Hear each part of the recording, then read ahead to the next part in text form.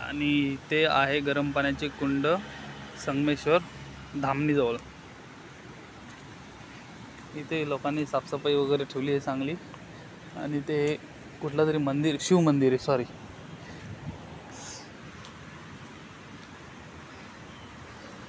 श्री शोभा शिव मंदिर. हे पाहू शकतो मी, प्राचीन मंदिर आहे दगडाचं.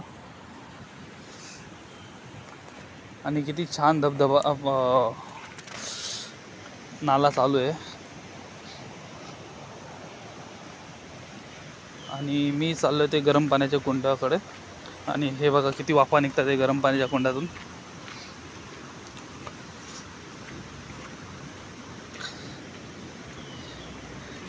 खूप छान असे गरम पाण्याचे कुंड.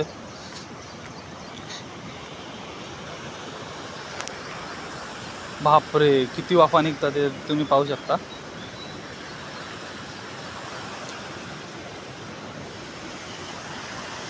दिसत असतील तुम्हाला वाफा.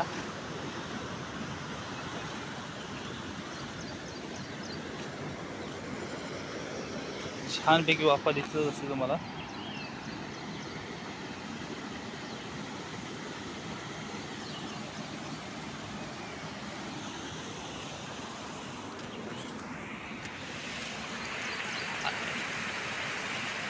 हे बघा गरम पाण्याचे कुंड.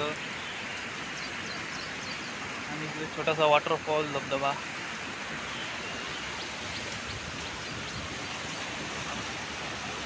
हे बघा किती छान.